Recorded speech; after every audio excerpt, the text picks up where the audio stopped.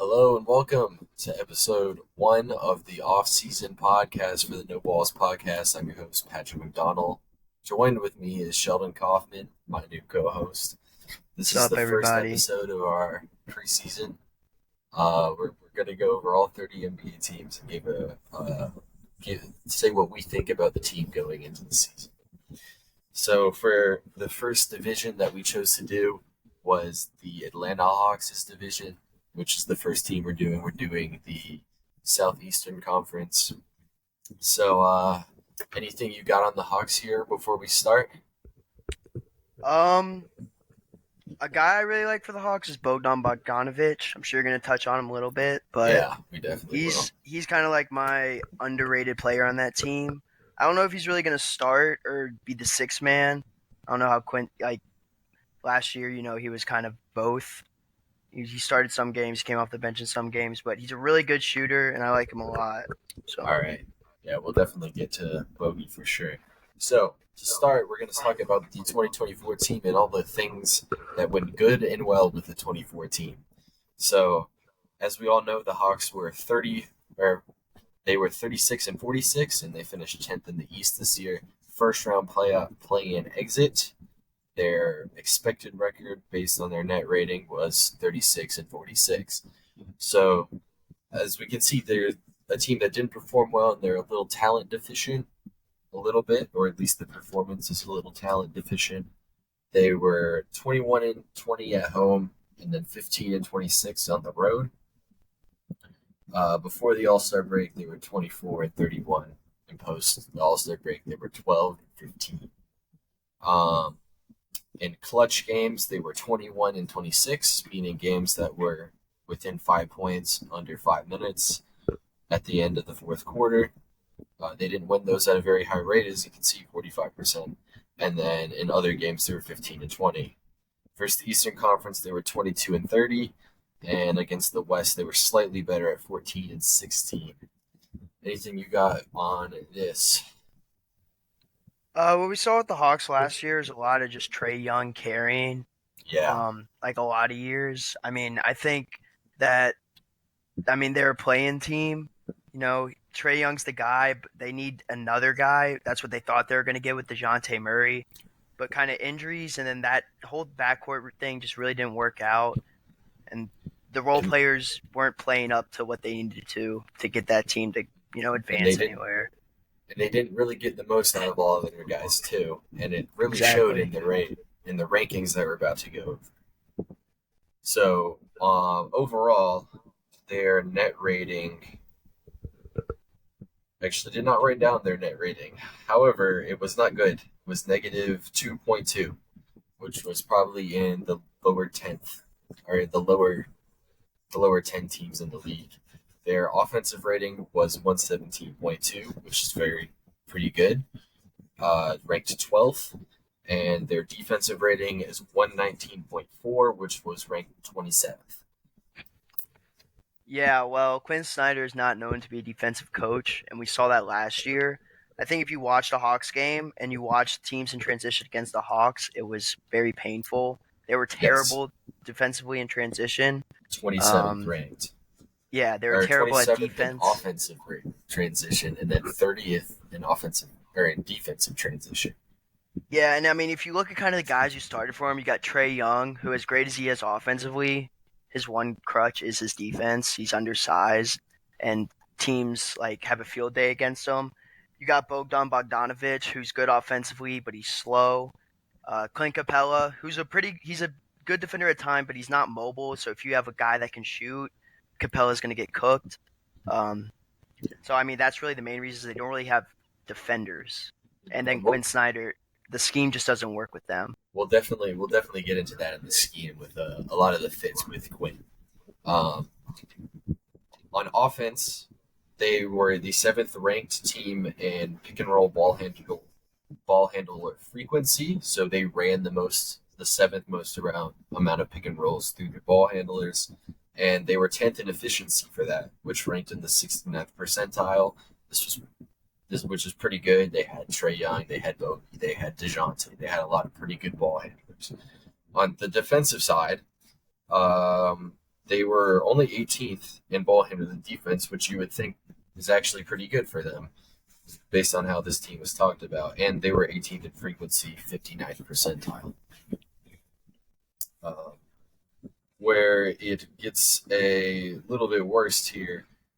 On defense with the roll man, they were 8th in roll defense, 14th in frequency, or they were 18th in pick and roll defense, 15th in frequency, 24th percentile. Yeah, so I mean that pick and roll offense you kind of talked on. I mean that's the staple of the Hawks offense is Capella picking, rolling to the rim, and Trae Young either lobbing it up and Capella throwing it down or a layup off the backboard. And then again, like I kind of said, Capella struggling with the pick and rolls. But you said the Hawks, yeah, they struggle with pick and rolls on defense. Capella's, he's 30 years old as a center, just not really that mobile.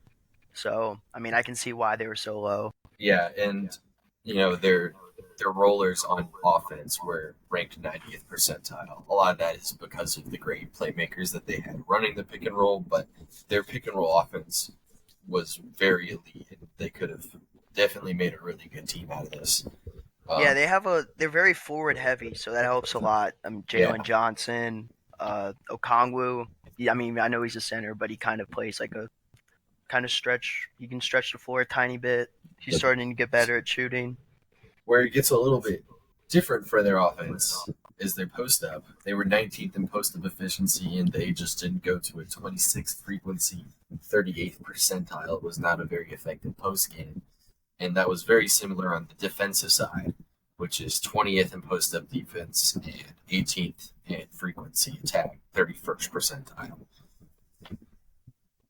So, you can assume that based off of the pick and roll numbers, you would think that their bigs are getting pretty good play for them. But it's looking at this, it's kind of showing that with their post up defense and offense, that the bigs are probably being fed a lot by their pick and roll guards.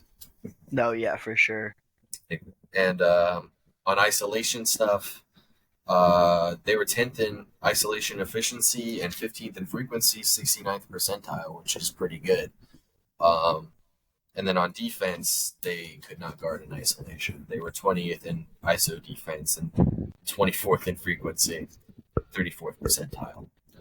And when you look at their half-court numbers, they do not look bad. But then you think about it, they were 27th in transition offense and 30th in transition defense. That is a big problem, and I think that's a sign that they need to get a little bit more out of all their players, a lot more effort out of them. And we'll get to it at some point here, but I think the guy who's running the show has a lot to do with that culture around the team. Yeah, definitely them not getting back on offense. And when you got a lot of young players like that, or back on defense, when you have like a lot of young players like that, and you see kind of the older guys or the leaders not doing that kind of stuff, it rubs off on them. And they were just really, really lazy on defense. And that's just it. A lot of not even missed rotations. It's like two guys both pointing at each other to the guy open in the corner. Yeah. A lot of those little things going wrong. Overall shooting talent, they were 17th in 3-point percentage, 7th in attempts. That's not bad. 14th in pull-up 3 attempts in percentage, and the 5th in attempts. And they were 5th ranked in offensive rebounding. So, more good stuff in the half court. And then 15th in defensive rebounding compared to a lot of the other defensive stuff isn't too bad. Yeah, they have, like I said, a lot of forwards, and a lot of those forwards are really athletic, and they're able to get out of the box outs. So, I mean, it makes a lot of sense why they have. I mean, they were a really good half court team, and a lot of that was because of the Quinn Snyder scheme. Created a lot of open shots, open layups, open dunks, open corner threes. So that helped them a lot. And then even so, there's a lot of things that they can probably clean up in that scheme. That's the most of what we have on the 24 team, so we can get towards the coaching and scheme stuff. Head coach, second full season for Quinn Snyder. Came from Utah a couple years ago to fill in when JB Bickerstaff. Was it JB Bickerstaff who got fired before? Either It him or definitely isn't. It was the Indiana guy. Uh, I should have wrote it down, but I didn't. Anyway, most of the staff came with him. This would also be their second full season with him. And interesting guys who I noted: Epke Udo. Um, he missed, he played for the Warriors when they were really good. He had been out of the league for 2 seasons. Then he went to play under Quinn Snyder in Utah after being out of the league for 2 years. Ended up playing 2 years for Quinn Snyder. It's just a guy who Quinn clearly likes and wanted on his staff. Um, Igor Kokoshkov, he was the Suns head coach in 2019. Played with some good pick and roll ball handlers there with Devin Booker and Ricky Rubio.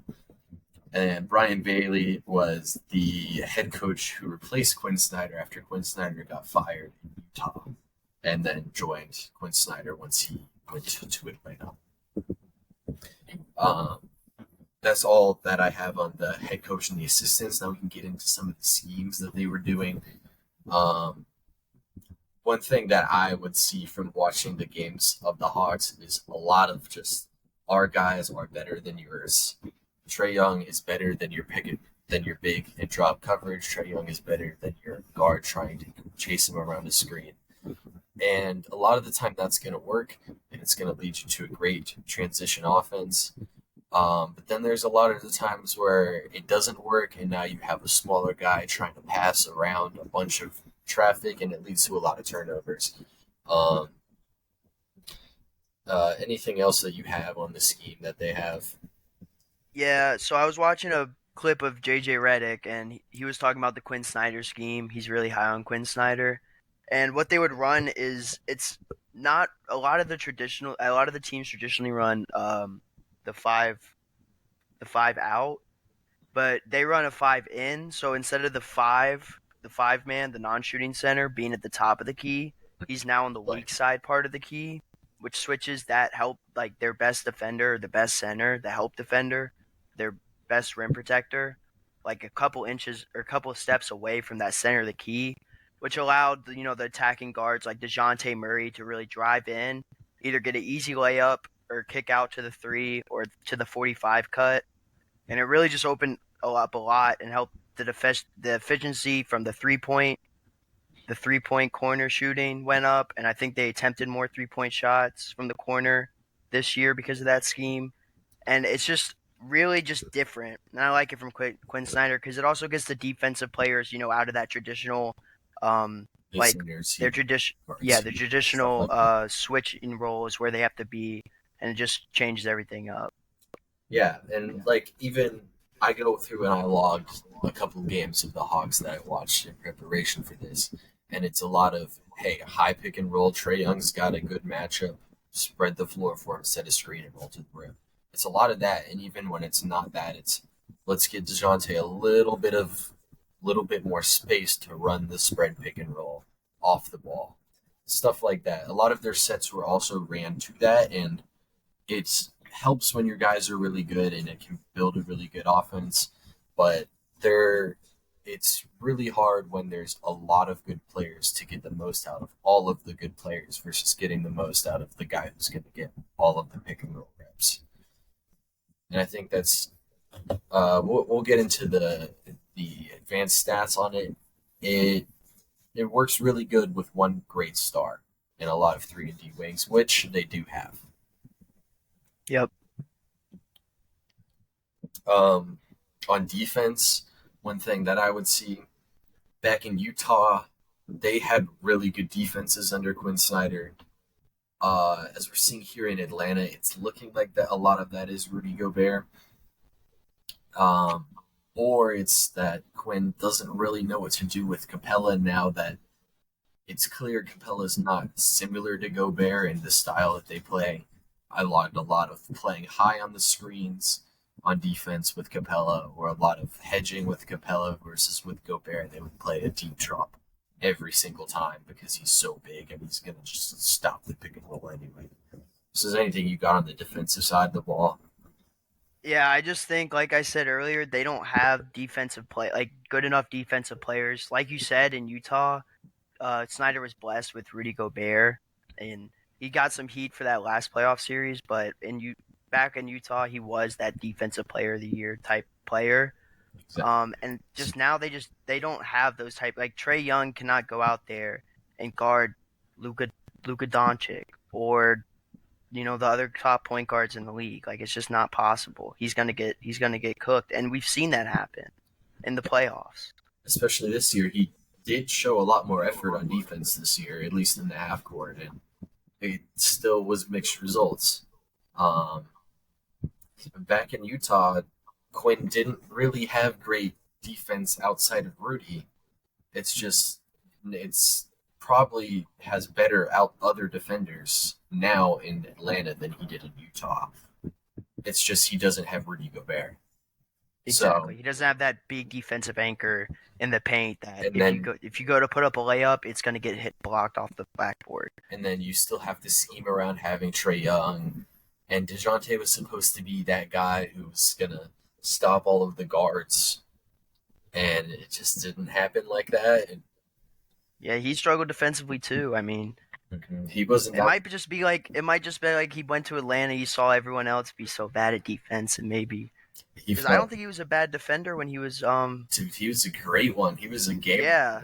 in San Yeah, Antonio. exactly. Like that's what really made no sense to me because I mean, I he had that's lost what's his. confusing about the whole pairing on how that didn't work out. Because in theory, it seemed like so perfect. Yeah, you have two guys who can initiate, and only one of them is bad on defense. It's just, I mean, Dejounte had already slowed down a little bit in his last year in San Antonio after his ACL tear, but it never came to Atlanta.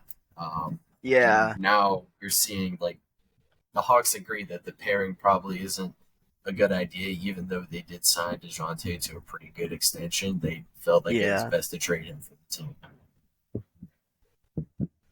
Um, Other scheme stuff. I mean, they have to hide Trey Young, so Trey Young has to guard wings that aren't going to be the primary scorers. So that, I mean, if you're gonna have your two guarding point guards all the time, Trey Young's going to guard the threes and fours that don't do anything except spot up.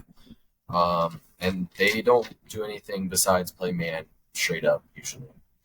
Uh, which I mean, a lot of great defenses have been built on only playing man, but their yeah. centers guard centers. Trey Young guards their worst player, and then everybody else just matches up normally. Yep. Um,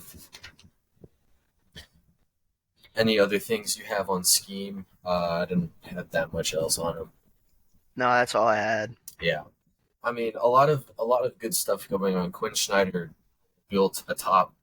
I think that 21 Jazz team was the top offense and a top five defense. Quinn Snyder can build a top offense in the league, and he can build a top defense in the league. And Trey Young has proven that he can be a top offense in the league. If I think Trey Young is. I mean, Trey Young's elite. I would go so far to say Trey Young's an elite player yeah, offensively. he's probably one of the 10 best offensive guys in the league. It's just He's a bottom getting a 10 lot of the little defender. things. Yeah, getting a lot of the little things too. Another thing I did notice too. So sometimes guys just wouldn't know plays on this team. It's a young team, I understand, but like Bogey's in the corner pointing to tell guys where the ball needs to go. That's stuff that doesn't need to happen in the NBA. It's similar with a lot of the coaching, not the coaching, but the communication stuff where guys are pointing at each other on rotations. It's like this does not need to happen on a good NBA team. And fittingly, the Hawks were not a good NBA team this year. And it definitely, you could tell on the tape that they were a good NBA team. Uh, it's like the meme with the really fancy car outside the really bad house. Like that's what Trey Yeah, yeah, yeah, yeah, Berry yeah, yeah, was yeah. too. Yeah. Um, they we think that they've realized where their mistakes were made, and I think they are making some changes. Um, Going into the off season, they somehow jumped up from like 10 to 1 in the draft lottery. With Yeah, that was crazy. I mean, even though this was considered a weak class, if you were projected to be, if you there was like a 4.5% chance, and they get to, I mean, Rashay is going to be better than anyone you're going to get at 10.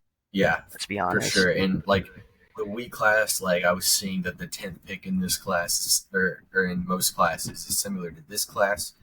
Well, you're still getting a guy who's worth, a top 10 pick in most classes. Um, and I think they did get one of those guys, although he was really polarizing. Zachary Richardson, I had as the tie, as the 1A in my draft rankings. Um, Pre-draft, there was a lot of stuff with Atlanta wanting to have Alex Sarr work out for them, and he just didn't show up to their workouts or contact him. I think that was really funny, but I thought Richardson was a pretty good fit for them too. I mean, especially after the summer league and Alex Sarr's performances, Rashay's looking like the definitely definitive better pick Between the of the two of them, two yeah, for sure. But I mean, this guy is what the Hawks really need, and it's versatility. The defensive side, he's a positionless defender. He can guard all five. You talked about how Trae Young has to guard the worst defender. Well, now you can have, I mean, Richard Shea has the size and length too to guard, like to hound point guards. Like, say couple years down the road, and they're playing Luca in the championship or whatever. I mean, he has that ability if he can put on some size. That's his one yes, weakness is he's for a sure. little weak. He's undersized, which kind of worries me about guarding the bigger centers or power forwards. Yeah, and I was But I was seeing a lot of stuff pre-draft. People are comparing him to like Harrison Barnes and all these like wingy forward guys. And I'm like, I don't think he's a power forward. I think he plays the two and the three. He fills yep, into that Clay Thompson type role where he's maybe your third best offensive player, yeah, as far as touches and creation touches. But he's going to guard whoever you need him to guard. Hopefully, he's going to have to put on some weight, but he has good yep, feet. He knows how to play the game. Is the big thing you come away with watching yeah, his film. Dude moves impeccably off ball, which I think should really help on this team because a lot of the time it's with them it was spread pick and roll and everybody else is just standing still. I think Reach should stay out there knowing how to cut, knowing how to relocate to get open threes. I think should really help them even in a role where he's not going to be even running any pick and rolls himself because I don't think that's where what he's good at. Um, yeah. I just wanted to touch on him like shooting the ball. He shot 40% last year in the Euro Cup, like corner shots as well. We talk. I mean, Quinn Snyder has a lot like that scheme sets up a lot of those open corner threes. I think he'll be great from there. Uh, he did start off rocky to I think it was his French the pro the regular yeah, season. he He had shot a like really rough 29% for the first 2 months yeah of the year. yeah, but then when it mattered he did show up. So I mean if you look at that I think he got it up that is to impressive. 35, 36%. And he's a volume Yeah. shooter. And that, if you look at what role he played overseas, it's very similar to what he's going to be asked to do with the Hawks.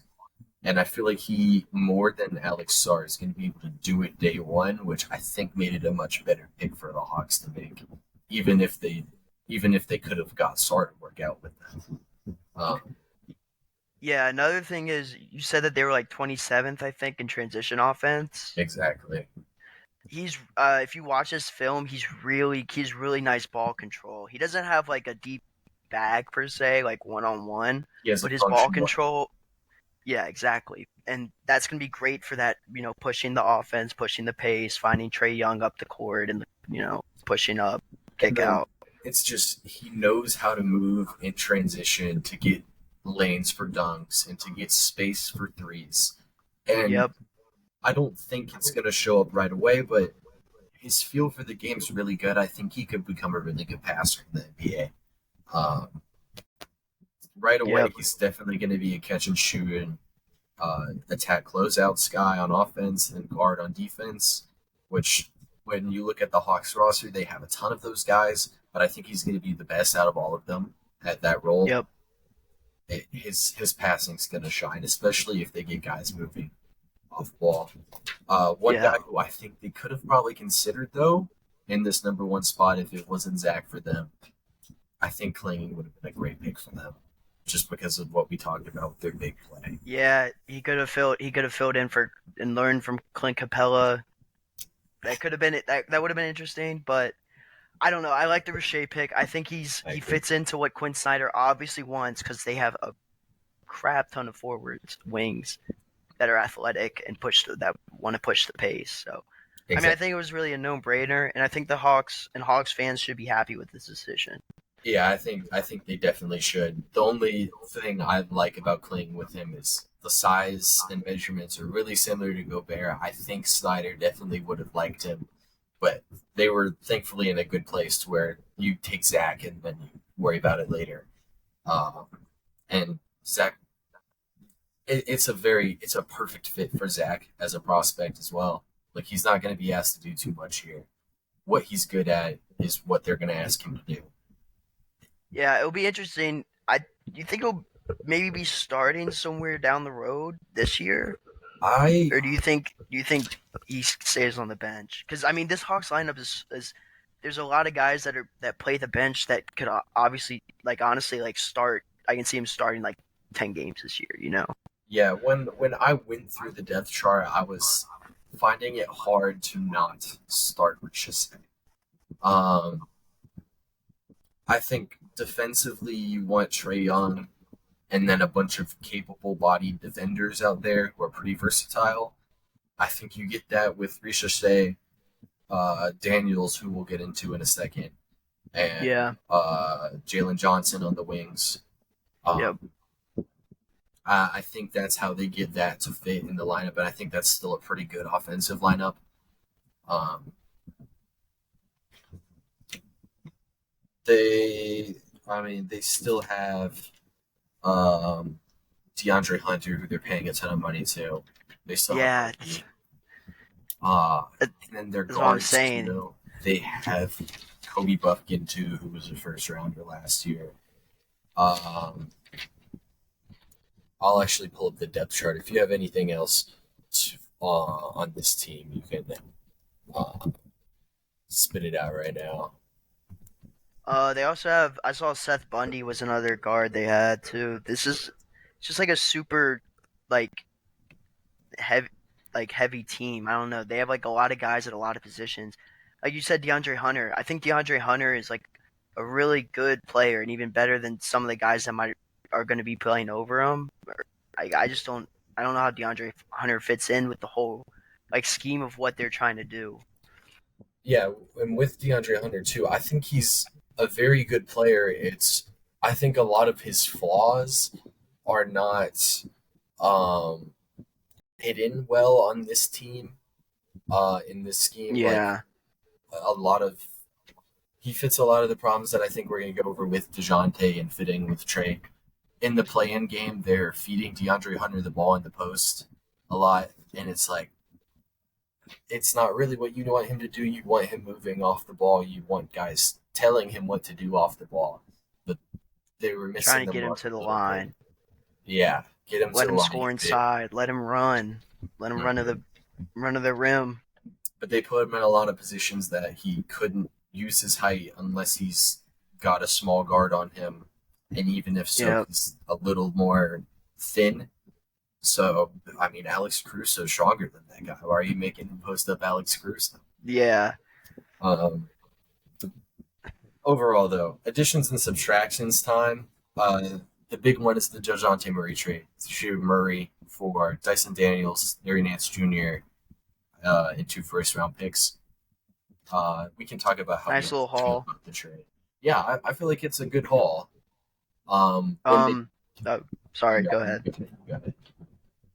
I was just gonna say that I like Dyson Daniels a lot, and I think that he's gonna be the guy that comes in next after Trey Young when Trey Young needs minutes. You might even start at the 2 or 3. Yeah, Um. But he's a really good defender. He's a great passer for his size. His shooting's good, but it could use some work.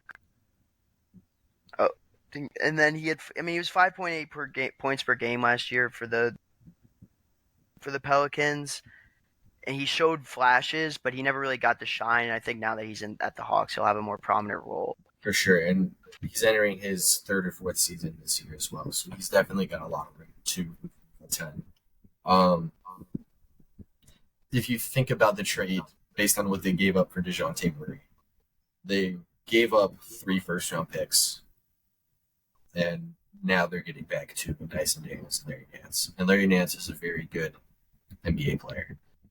Um, Additionally, though, this team is not loaded at center. They also brought in Cody Zeller this offseason. They still have Yep. Okongwu. They still have Capella. Now they have Larry Nance and Cody Zeller. I don't think you can play any of these guys on the court together is the big issue, but they can all play significant NBA minutes. And three of them, Nance, Capella, and Okongwu, I think are starting caliber centers in the league. Yeah, Nance, especially for the Pelicans, he put in good minutes for the Pelicans, Yeah, and he's a big. He's a big. I mean, he's a big guy. He's athletic. We've seen it throughout his whole career, and he's really good on the offensive boards too. Really yeah, good he rebounder. was a great fit next to Zion, Yep. which I think we're going to get into. But I think uh, there's a lot of fit stuff with this team that is pretty similar to the Pelicans. Uh, to look into why a lot of this stuff, these moves could be pretty consequential. Subtractions, they lost DeJounte and the DeJounte Murray trade. Not a big piece for them. Or not, he is a big piece for them, but what they were getting out of him was not equivalent to what you would think that you're getting out of DeJounte Murray. Mm-hmm. They lost AJ Griffin. They traded him for a second-round pick in the draft. AJ Griffin played 20 games for them this season, and they were not him being hurt and missing games. He was Yeah. getting DMPs and inactives, which he was scratched before the game, even though he was healthy. He was, Yeah, that whole thing just never worked out with AJ Griffin. and I really liked him coming into the league because it was like, oh, this guy, he learned how to be an all-around player in college, and in high school he looked like a crazy on-ball scorer. This is a great pick for the Hawks, but It's never and I panned think out. a lot of his talents, similarly to DeAndre Hunter, are just they're not going to be highlighted as a complementary piece next to Trae Young. They could be with other players, but just not in this system. And what they were getting out of him was basically nothing. They got him moved off for a first round or for a second round pick. Believe it or not, Wesley Matthews was playing for the Hawks last year. That's the dude that got dropped by Harden. No, Is that that's who that Wesley is? Johnson. Wesley Oh. Matthews, he played for the Mavericks for a long time, the Trailblazers. He played on the Lakers a couple of years ago. Oh, Just okay. career 3-and-D wing. Yeah. He played for the Hawks last year. I didn't know this. He played in their playoff. Yeah. That's weird. I watched. I mean, I was watching a couple games, like live, like last year during the season, I was watching Hawks games. Sadly, but yeah, I've never heard of it. I did not hear him get any. I have Yeah. not heard his name called on the broadcast. And he wasn't a significant player for them. He started 3 games. Okay. Okay. Yeah. And played 4. But All right. it was just like, this is what the state of the Hawks were at. They were playing that guy over AJ Griffin, right? Yeah. Because they Yeah. felt we need the defense, we need the experience, and then Wesley Matthews just isn't as good. So I think there's a lot going on with the player development stuff that they got to get under control. Dylan Windler, he was formerly a two-way guy. He was kind of a shooter. He barely played for the Hawks this year. They lost him. And then Trent Forrest, he was third string point guard. He played some real minutes for them. He didn't seem bad in the minutes that I had watched of him. He could pass the ball a little bit. He just didn't seem like a scorer. But he's not a significant loss. And then Keaton Wallace, they added. He's on a 2-way contract. He's not a crazy, interesting player. But any other stuff on the additions and subtractions? I think they lost Brunin Fernando. I think that happened recently, like within this week. That's possible. I mean, just like kind of like a guy. I think he had 26 points against the Hornets one game. That's pretty much it. So Um, they didn't really lose much from him. Bruno was their third string center. In Yeah, the games that I watched with him, it looked like Quinn had no idea what to do with Bruno on defense. It was, yeah, are we going to play him to blitz the pick and roll? But then we have nobody to protect the rim behind him um, on the bench, because on the bench they would have a ton of forwards. They wouldn't have a true like second power forward like Jalen Johnson. Um, so they ran into a lot of struggles guarding when Jalen Johnson was off the floor. They just a lot of the time it's Quinn doesn't know what to do with his bigs that he has on roster. And it looks like he's a little bit uncomfortable scheming with Bruno Fernando and Clint Capella. Now, it looked pretty good with Onyeka on the floor doing a bunch of stuff. And I think they'll lean into that a little bit. But as we saw, they brought in Larry Nance and Cody Zeller just to solidify that they will have four good backups or four good NBA centers. yeah, yeah. They did not need Bruno on that Yeah, center and list. I So think that's he definitely why signed they that just cut correct him. in the notes here too. So good that you caught that. Um, we didn't talk about their second rounder, Nikola Jurisic. I think that's how you say it. He's a Hmm 6'8" combo guard. He can shoot. This is good stuff. That's the type of flyers you want to take in the second round. From what I've understood, he's spending a year overseas. Um, Oh, it, they claimed the right. They claimed the rights to him. Is that yeah, what they they have the did? rights to him. All right, word. Yeah, I saw that He won't sign his NBA contract until it comes in. until he finished. Yeah, I got you. I got you. Um, Overall, that was the off season. There's one thing that I do want to go into now because I think what defines the Hawks off season is the DeJounte Murray trade. Okay. Um, I went into the on-off ratings with the Hawks and with the Pelicans, specifically with Dyson Daniels and DeJounte Murray, because I think more or less Dyson is going to be one-to-one filling in to the role that they wanted DeJounte to play a couple years ago. Yep. Um, in this exercise, for intensive purposes, CJ McCollum and Trey Young are pretty similar, Okay. just in Yeah, I see it. I see it. what type of role they take over. Yeah. Trey Young's obviously better, but Yeah. Yeah. that'll make the numbers here a little more jarring. Hmm And I did calculate all of the Pelicans' numbers with Herb Jones off the board because the Pelicans or the Hawks are not going to have somebody as good as Herb Jones on defense. Herb Jones. Go. So, DeJounte Murray and Trey Young, when they were on the court together, they were outscored by 1 point. Okay. Their defensive rating in that time span was 118, which was around where their team defensive rating was. Okay. So bottom. Not very good. Trey on the court without DeJounte Murray, 3.25 net rating. So they were outscoring teams by 3.25 points. Their defensive rating was the same. Or the first number was DeJounte Murray without Trey.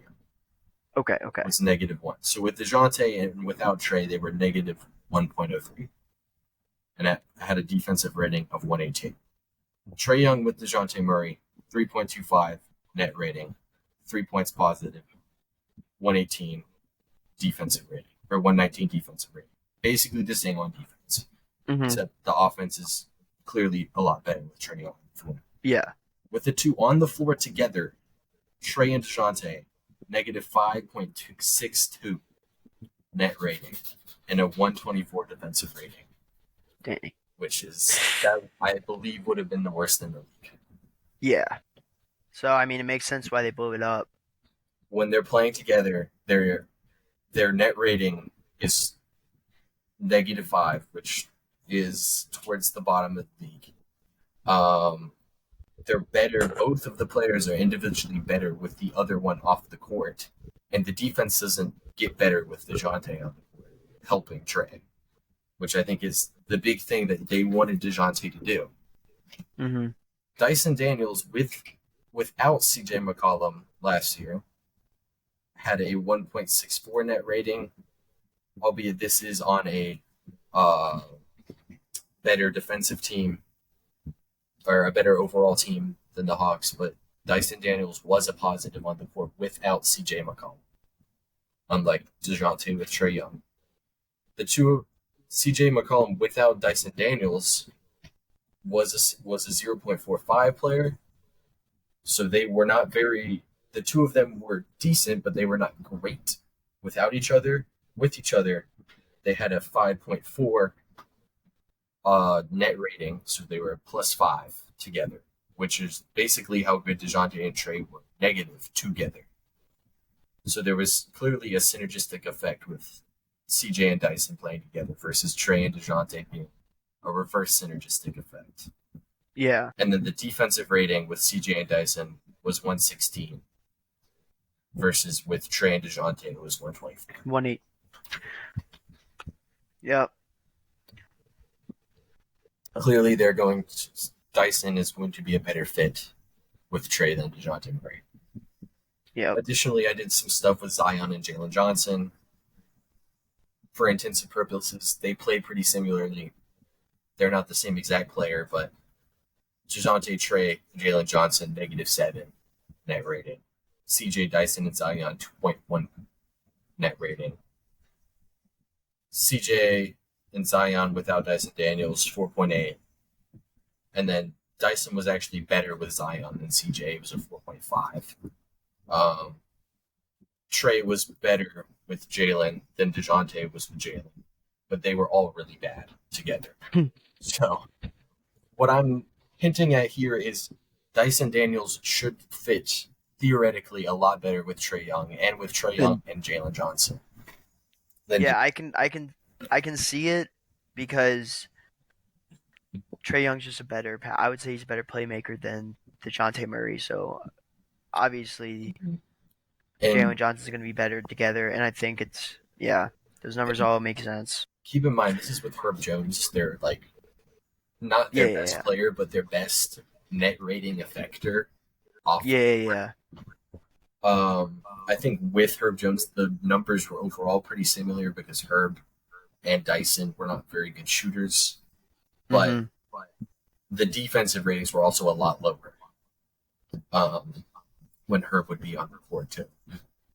Additionally, Dyson with Trey Murphy on the court, who I think is a pretty similar comparison to Zachary Richardson, and this is pretty skewed because it wasn't in a ton of time together.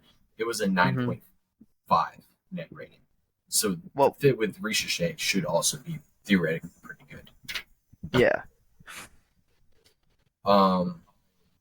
This is why I think Dyson should probably start for them. And I think it should really help them. And he's another guy who's great on defense. He should know what to do out there. And he provides extra playmaking around Trae Young. Maybe not to be the primary source of offense, to create in ball screens all the time, but to help connect the floor with other players. Unlike DeJounte, who was out there to do what Trae Young was doing, just with Trae Young spotting up on the wing. Yeah, 100% agree. This gets us, unless you have anything else on DeJounte and Dyson. No, I think you covered it all. Yeah, I think it's a part that's gone sneaky underrated in this move. It's like, oh well, they traded 3 firsts and they got back 2. Well, I think Dyson alone was worth a pretty good pick.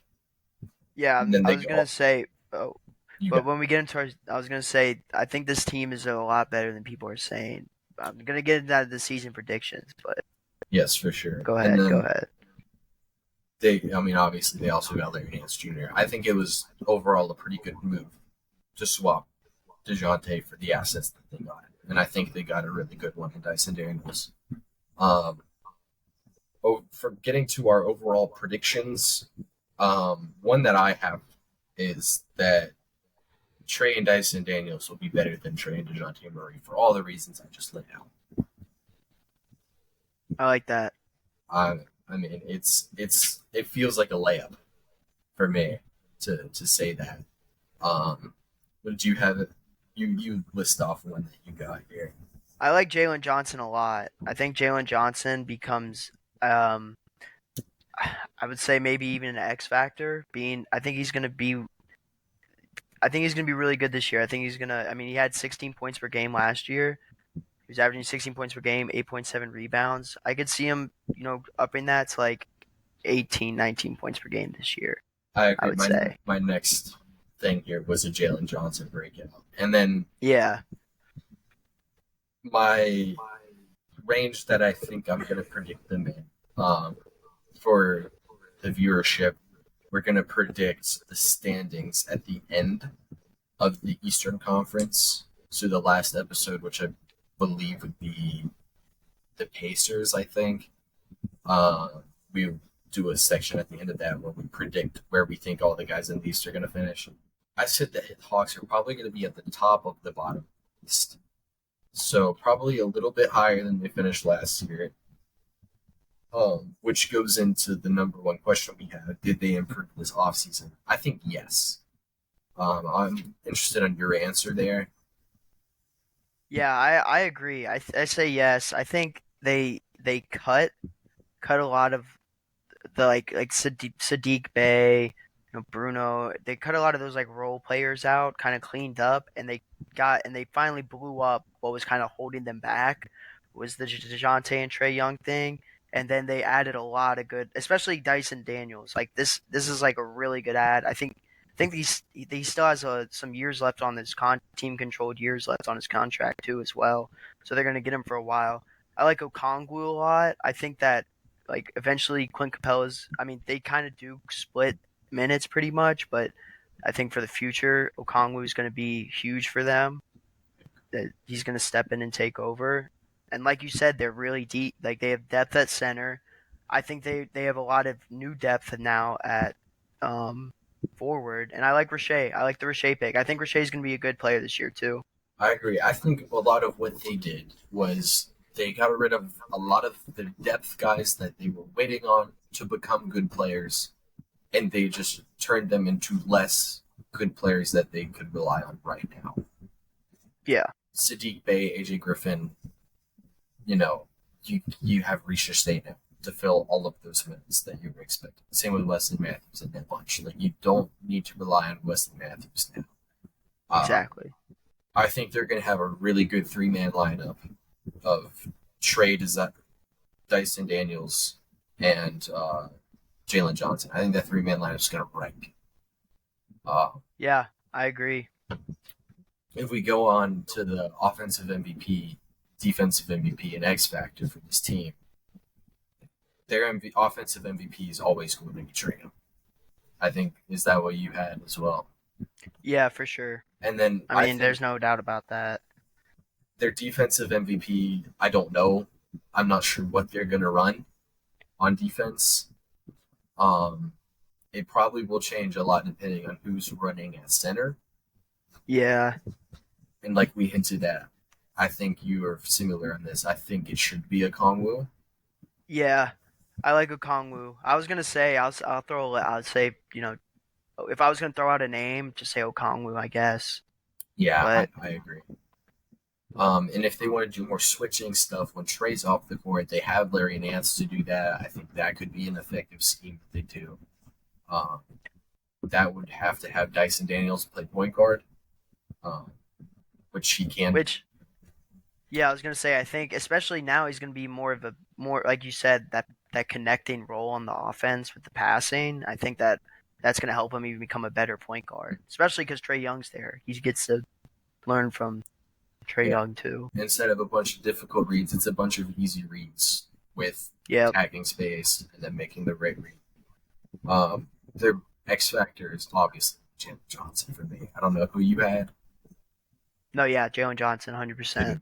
If Jalen Johnson unlocks so many schemes on defense, and he's just a total mismatch on offense. so athletic and so skilled.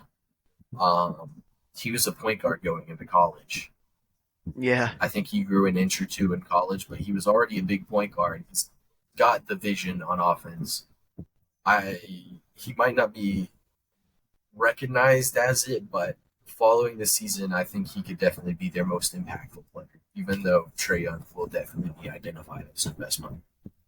Yeah, and I saw he was getting better at catch and shoot threes too. I don't have the numbers up, It but was I've I seen was that. surprised by that actually. I didn't think he was quite there yet, but Yeah, he's getting. I mean, he's not. I mean, he's not quite there yet, but he is getting better, and eventually, like he doesn't hurt you now with his exactly. lack of Yeah, floor space, which is he's what. also. I mean, he's shooting 51% from the field too. So Yeah, he's efficient. He's tall, and he's playing with Trae.